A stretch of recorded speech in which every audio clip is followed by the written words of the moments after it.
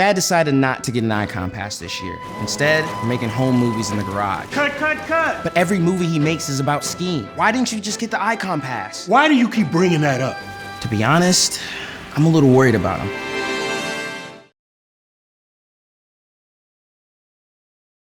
Hi everyone, thank you so much for joining Promostyl's Color and Trend presentation for Fall/Winter 22. My name is Maria Teresa Dayan, and I am the director of Promostyl here in the US.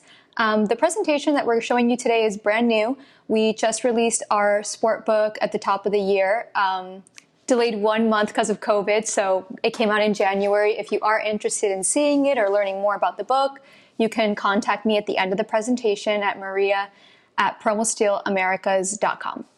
So, thank you again for joining. Now we're going to get into the presentation. As you guys know, we kind of figure we follow the same format every season. And so this season, we're looking at 6 sections: sports and lifestyles, retail and business models, brands and products, materials and technology, and then finally, we're going to give you a sneak peek of our trend book and colors. So to head up sports and lifestyle, we're talking about hybrid training and races.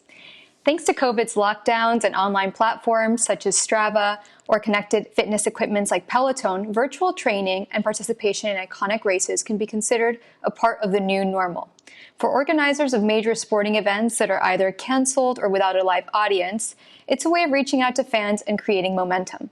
On a personal level, it opens up a new world of challenges that can be engaged individually or in teams with friends, colleagues, etc., creating remotely shared experiences. Major marathons, cycling, and triathlon events are now paired with virtual doubles. We have the Tour de France and other major marathons, which are now accessible virtually or individually. You have online platform Swift, which is right there in the center bottom, which allows remote access to major top competitions, and connected fitness equipments like Peloton or Wahoo, which offer the possibility of training for and competing in virtual races. The A6 World Ekiden, which you'll see there on the top right-hand side for 2021, is a virtual race platform in which teams of up to 6 people from all over the world compete in a relay marathon race.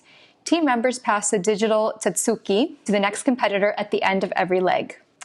Next, looking at fitness on demand. So here too, hybrid is the new normal until sports and fitness clubs can reopen officially. The array of options for online classes is infinite and staggering. Research by McKinsey suggests that the spike in remote fitness classes is an acceleration of trends that were already in play. 26% of consumers used paid apps for fitness during the pandemic, up 9% pre-lockdown. Shout out to Blogilates users out there, that's what I use. 26% viewed fitness class streams compared to 16% previously, and this is from the fitness survey by McKinsey in April 2020. There are countless devices, platforms, and clubs to support and drive this trend. The newest ones include the Vaha mirror, which you have here on the top right-hand side. Basically, the mirror launched spring 2020 in Europe, and it won the ISPO Product of the Year award in 2021. And what they do is it links users to real-life, digitally personal trainers. Then you have Fitar, the Dutch smart mirror, which claims to offer the most interactive features. It's a mirror with 1,500 different programs, like the previous one. And then Apple is expanding its Fitness Plus program launched last December, which you see there in the top center. And there they just added a celebrity-guided walk workout to their watch, which you could also access on your watch, but also on TVs anywhere. Boutique fitness outfit Sculpt Society saw its membership grow 700% in just 1 month between March 2020 and April 2020. So lots of people getting online to get fit, especially when you're stuck indoors. Outdoor therapy, driven by the need to attract youth to the outdoors, and in the context of limited access to nature, there is a renewed focus on the health benefits of engaging in outdoor activities. Wilderness therapy is emerging as a way to help young people find balance and grounding. But it's also targeting overworked adults. Spending time in nature is increasingly regarded as a new luxury. I'll show you a few examples. One of my favorites actually is here by Trails Carolina, which is just in the center. They're a wilderness therapy outfit for youth. They conducted a survey on the benefits of their program. They found that parents reported a 93% decrease in rule-breaking behaviors in their children. 86% showed improvements of anxiety symptoms. Another 93% of students showed a decrease in depression symptoms, and 98% showed fewer signs of aggression. Luxury hotel group Aman has created a nature-centric wellness retreat, which you see there on the bottom right-hand corner at their resort in Mie, Japan. It's located in a national park, and guests can participate in a daily forest bathing and hiking ritual. Next up, you have bird watching, which is kind of a fun one. In the ongoing trend for lighter and more inclusive outdoor activities, bird watching is attracting new fans among fashion and streetwear brands, which we'll see a few here. We have Flock Together, which is a new collective that hopes to bring together people of color into the world of bird watching. And they were a partner in the North Face and Gucci collaboration, which you have there all the way on the left. And in the center, you have Rewilding Britain, which is an organization seeking to reintroduce wild animals into the UK. On another note, by NPD, binocular sales were up 22% in June 2020, reaching up to 16 million. Next, going into retail and business models. First up, taking a new look at the role of local retailers. Here again, hybrid is the name of the game. As brick and mortar stores are forced to close or facing new restrictions due to COVID, some suppliers found new ways to create connections and support their local communities. One of my favorites is actually here on the top right-hand side, and that's by United by Blue. During the lockdown, United by Blue transformed its retail stores and cafes into marketplaces to meet community needs. The company used its connections with local farms, grocery cooperatives, and restaurant suppliers to transform their stores into a neighborhood mini market. It also offered a delivery service for at-risk populations. On the left-hand side, you have Scandinavian pack brand DB or Douchebag, which made a special edition of bags in bright yellow, available only for physical stores. What they simply said was, we took the buy button off of our website.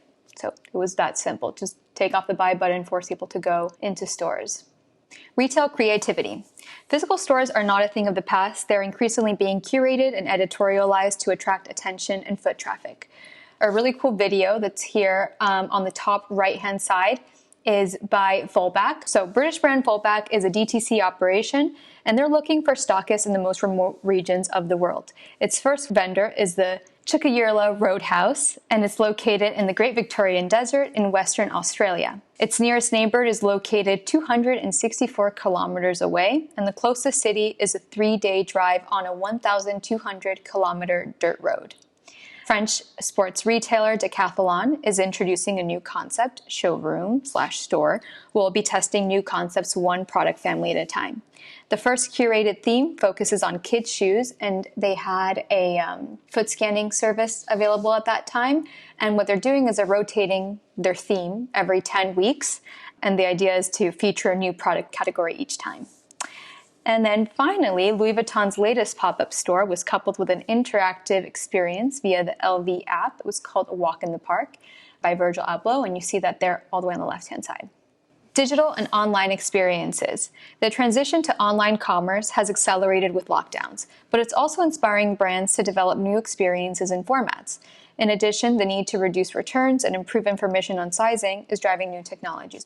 British expedition brand Shackleton, which you have here on the bottom center, is filling the absence of travel by staging an online festival over 7 days to benefit Antarctica or celebrate Antarctica. And the idea is that they're going to be inspiring and engaging with customers and kind of fill that FOMO void that people are having right now with COVID. As Fashion Weeks goes virtual, Highsnobiety organized some really cool exhibitions online on their platform where they're showing designers' arts and products online. And one of our favorites that we got a chance to look at on their website is by Dingjiang Zhang. And that's a 25-year-old Chinese Central St. Martin's graduate and Yeezy designer who's become popular for his oversized puffers, trousers, and sleeveless vests as featured on Kanye. And then finally, what we just mentioned earlier, German virtual reality startup Nexer Technologies is partnering with H&M Beyond to streamline online shopping and reduce returns.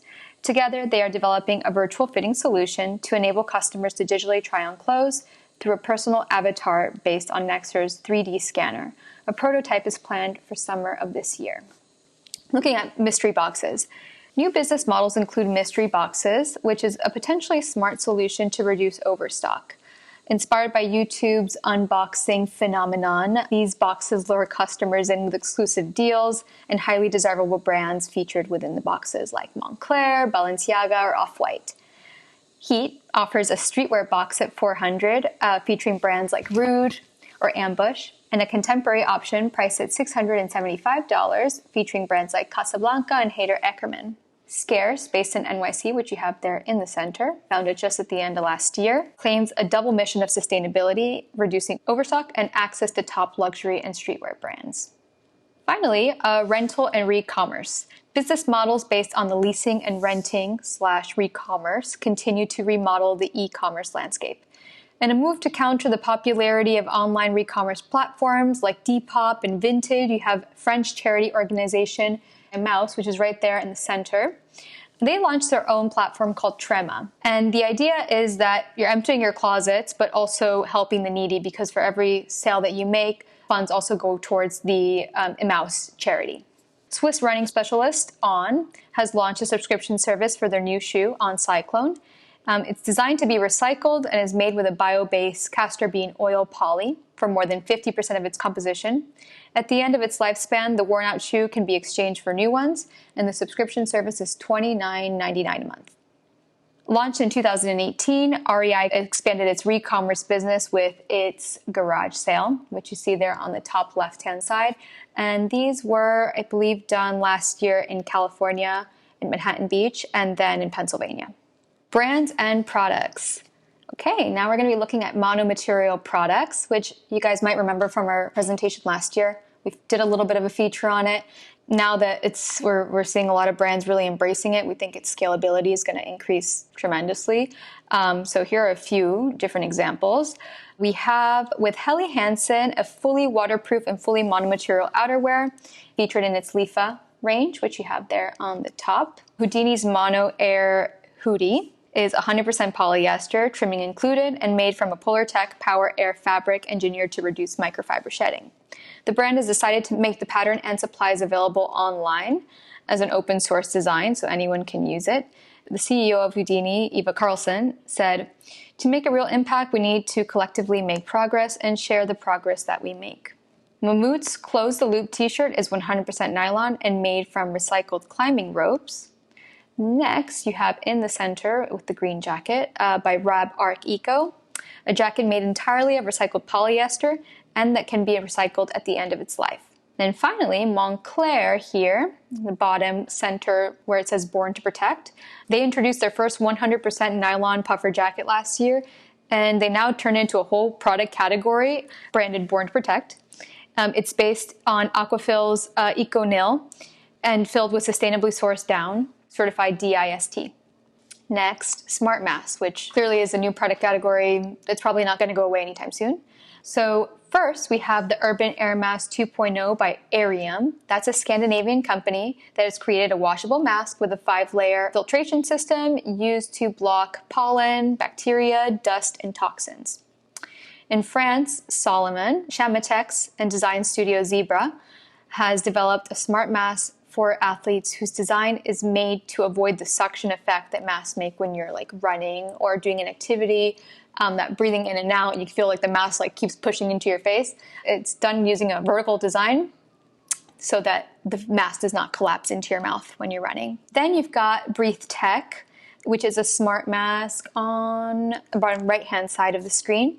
It's equipped with patent-pending graphene-based sensor that measures your breathing rate, fit, CO2 buildup, usage, and then data is then transmitted into your mobile app.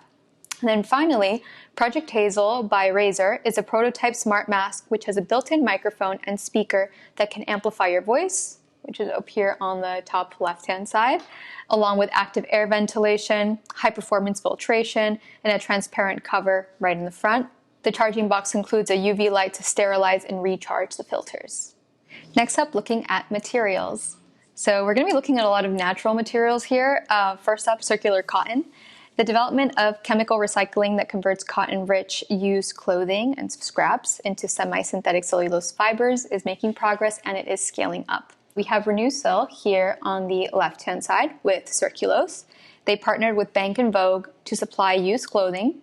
They recently have been listed on the NASDAQ North Exchange and are currently creating a recycling plant with the capacity to recycle 60,000 tons of fabric yearly.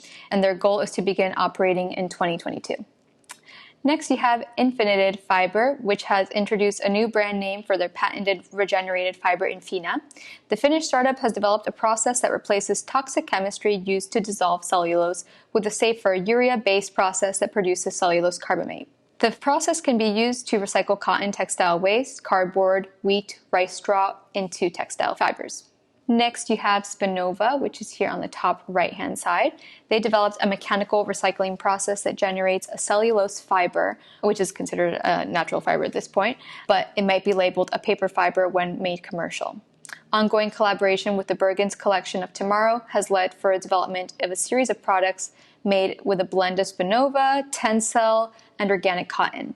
The fabric is woven and waxed by Hallie Stevensons, which is here on the top right and bottom right. A new cotton project is a European Union-funded program to develop a circular and sustainable fashion system based on recycling cotton-rich clothing. Its members include H&M, Adidas, Fashion for Good, and Keep Us. Next up, looking at regenerative agriculture. It's believed to have the ability to capture and sequester a great amount of atmospheric carbon. The cotton industry is taking heed, and right now we're seeing a ton of wool growers in the UK, Australia, and New Zealand also contributing to this program of regenerative agriculture. For natural fibers, it is emerging as a new benchmark for true sustainability. Woolkeepers UK is a farm gate-to-shop traceability program. It guarantees that farmers are paid a fair price, that animals are well protected. 600 farmers are part of the program, and UK-based brand Finister won an ISPO award for its versatile top combining the PrimaLoft bio-polyester shell fabric with an HD wool insulation sourced from regenerative agriculture. VF's brands are also promoting regenerative agricultural practices. Currently, Timberland is a leading player in this field as it seeks to source its leather, cotton, rubber, and sugarcane from regenerative farming. Smart Wool and Icebreaker are also looking to source wool from more sustainable regenerative agricultural sources. Patagonia is a founding member of the Regenerative Organic Alliance that is developing a standard for regenerative organic farming. Next up, the shift to plant-based chemistry. Chemical companies are well aware that their entire business model is under high surveillance right now. The good news is that they're making a shift towards plant-based solutions and a move to reduce their dependence on fossil fuels. You've got Belgian chemical company like Devon, who's chosen a linseed oil as its newest antibacterial solution in its Biome range, which we did feature here on the top right-hand side. The range has a multivitamin finish that they're applying to their textiles, and it's basically a micro-encapsulated vitamin C, vitamin E, and ginger. Finnish biotech company Nordshield is introducing Nordshield BioLayer, which is here on the left-hand side. It's a natural antibacterial solution based on a substance found in pine bark, which protects trees from contamination and is extracted from the wood industry waste. The company claims that it's biodegradable and could eliminate the need for poly and silica bags used to protect goods during transport. Life Materials, on the bottom right, promotes peppermint oil as a more sustainable solution for antibacterial functions, and that's something that we actually did mention also in our summer presentation. Next up, natural dyes is one of my favorite stories. Dyeing is another textile process that could and should be made more sustainable. Often considered suitable only for artisanal ranges, natural dyes are now being used as an alternative to conventional chemistries. Nature Coatings black pigment, which you have there on the bottom left-hand side, is made from wood waste from FSC certified forests. It can be used to replace the chemicals of high concern found in carbon black, and trials are now going on to see how it dyes onto denims. Smart streetwear brand featured here on the bottom right, Pangaea, is using botanical dyes for many of its products. They also use the Life Materials peppermint-based finish that we featured in the previous slide. UK brand Volback, which you mentioned earlier, has used pomegranate and algae to dye a series of biodegradable shirts, which you have here on the top right. Icebreaker's introducing plant-based pigments, including indigo woad, gallnut peels, and madder. And then on the top left-hand side, in a collaboration with Nike and Stussy, they had Lookout in Wonderland in Los Angeles dye a series of Air Force One sneakers with natural plant-based dyes, including indigo, hibiscus, turmeric, and weld. New biodegradable solutions. The jury is still out on whether biodegradable synthetics are a good idea because they could reduce pollution due to microshedding, but they could also be broken down into tinier particles of microplastics, and that could also be quite problematic. But there's no reason not to keep an eye on it because you just don't know what direction this is going to go in. Right now, you've got Belgian startup Noosa Fiber looking to introduce a biosourced PLA fiber made from non-GMO corn that can be recycled at its end of life. PLA is a biodegradable material. Next, we have, based in Brooklyn, Kintra Fibers, developing a bio-based and biodegradable polyester. The first iteration of the biopolymer has a 56% plant-based content, but the startup plans on launching a fully bio-based yarn in the next 12 to 18 months. Pangaya, again, has already invested in the company. Now, looking at innovation in membrane technologies. After years of relying on a small set of waterproof, breathable membrane suppliers, changes in the air as new companies introduce other polymers and established brands develop new technologies. So, we've got BenQ and their ultralight membrane that's been adapted by Picture Organic Clothing, which you have there on the left-hand side. Taiwanese company Trenchant Textiles has introduced a polypropylene waterproof breathable membrane branded Intrepid, which was introduced by Helly Hansen, a big user of polypro. Event is exploring new formulations including Event Bio, a bio-based membrane made by castor bean oil. And Basque brand Ternura won an ISPO Gold Award for its jacket made of Schollers Aerospun Aerobrain. Sympatex is introducing a partially bio-based version of its membrane with DSM. Its biosource content is 25% based on the mass balance approach. And just as an FYI, the mass balance accounting allocates for the proportion of bio-based or recycled content from a complete production system. So this is similar to BCI's cotton mass balance system. Then looking at antiviral solutions, new solutions to reduce the risk of contacting viruses like what we have going on right now in the pandemic are a real big focus in textile innovation. Actually, even before COVID, we were talking a lot about these antibacterial coatings. Featured here, Ascend Performance Materials has introduced Active, which is a finish that limits viral activity using zinc. The zinc-based additive is then embedded into the polymer itself. UK company Promethean Particles specializes in nano copper and is investigating the material's ability to reduce viral activity on textiles. Again, this is going to be integrated into the polymer and is not a topical finish. Swiss company HiQ has partnered with Chefco, a company based in Australia, which specializes also in copper. Together they launched ViroBlock, which is a very fine surface treatment that applies a thin layer of copper to textiles. It's said to exhibit significant virucidal activity against SARS only after 5 minutes. Taiwanese company Active combines silver, copper, and titanium in its process, right there on the bottom left-hand side. The three components create what's known as a redox, a reduction of oxidation reaction, which generates a microcurrent, which is said to deactivate viruses and kill bacteria.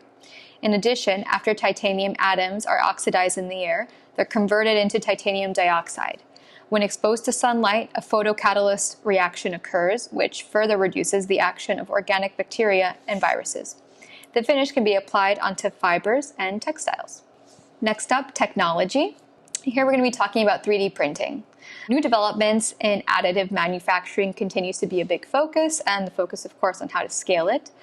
We have Ganit Goldstein on the top right-hand side, and Julia Kohner here in the center, who used to work with Iris Van Harpen, are exploring direct-to-textile 3D printing with Stratasys. So that's a company they teamed up with to create these 3D printed garments. Then you've got a German company, Voxeljet, which is a maker of additive manufacturing machines, which includes a high-speed sintering system, which uses 80% recycled material for footwear and shoes. So what you see here on the left-hand side is the Coal Runner by Shenping Peck, a Singapore shoe designer. So this is what, the creation that they did with this 3D printed thermoplastic. Next up, looking at smart devices. There's always something happening in the smart tech space. And we've singled out 3 innovative products here. First up, we've got the Lumio Loop by Lumio Tech. And that is a patented module which grabs onto a textile to attach items, wearables, sensors, or IoT devices. The micro threads within this item conduct electricity, making cables unnecessary. Each module can carry 1 kilogram of weight. Its first market-ready product is to be launched this month. Swiss brand Mammut has introduced a sports tracker for climbers, which you guys will see here on the left-hand side, called Climax. It's based on 2 smart wristbands that record height gain and other relevant movement data, such as the differences between the right arm and the left arm, and it won an ISPO award this year. Finally, you have Royal College of Art graduate there in the center where it says sanitation, Eric Saldana, who created a system that cleans clothing using UV lights. His device, the Wear Loop, will reduce the need for washing in water and delivers UVC light to remove bacteria, sweat, and odor-producing bacteria also from your clothing. And that leads us to our last section, which is our sports trend book. There's obviously a lot to see here, but I'm going to focus a lot on color because I know that's what you guys come for. And some of the details here are going to be a little hard to see. First up, we have our story called Heal, which is just coming up at the end of this whole kind of like a pandemic-inspired, very clean, almost medical story called Breathe Up. And you have a series of blues, really nice cyan, gorgeous like sky blue, but that feels really modern and clean, which you have there in I think it's like the 5th color. You have a little bit of a purple here, which I want to note, purple is a color that we've been talking about for at least like 2 to 3 seasons now, and you're going to be seeing so much of it, particularly in the fall-winter season. So here you just have a lilac version. Another thing that I do want to note here when you look at these pages, if you guys have heard my spiel on this book, you probably can like quote this, but anytime you see like this little plus sign in the center of the color, that means that that color is added exclusively for the sport book. So that's just something to keep an eye on when you look at this presentation. Those colors are key for the sports market. Also, you'll see throughout our illustrations that we do feature some face masks. And that is going to continue to be something that's important and relevant even into 2022, and maybe just a way of life where not people are wearing it all the time, but you know, if somebody's sick, it's more of like a courtesy thing, or also to protect yourselves from smog and pollution. So anyways, here on the left-hand side, we have a commuter look. Commuter look, travel, it's going to be more of like a casual wear look. Then we go into post, which is the eco concept. And we've been talking about eco since the 70s. But here you see like I think with COVID, it's become even more relevant than ever. People have really gotten a chance to see the effects of our day-to-day wear and tear of the world and what happens when we all take a break. So this is going to be a big focus this season for us too. So you have a story called Heavy Duty, which is around climbing and mountaineering. The palette here, again, focus on a little bit of that purple with a touch of a really nice smoky orange, which you'll see there. And it's used also as like a streetwear story. So you could kind of use it either way. So first, in the book, you have the climbing, but then you also have the streetwear version of how this would be applied.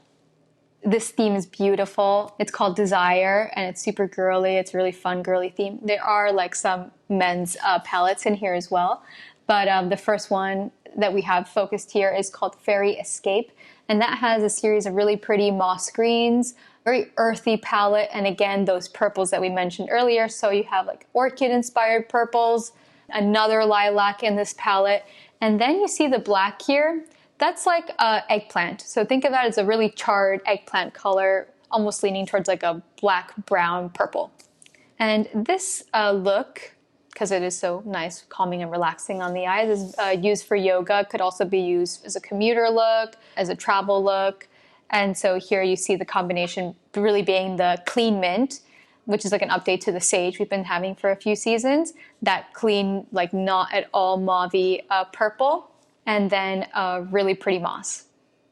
Another thing I do want to mention is that most of the colors that you see here, or the fabrics that you see here, are kind of matte in finish, but you could also use these as metallics. We will show you that option if you look at the trend book.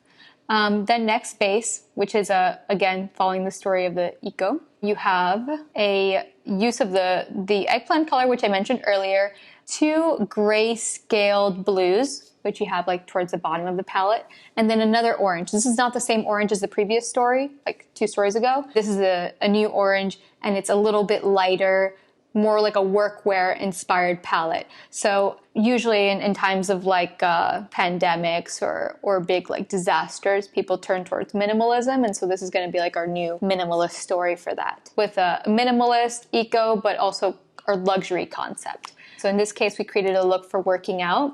Again, all inspired by these workwear tones.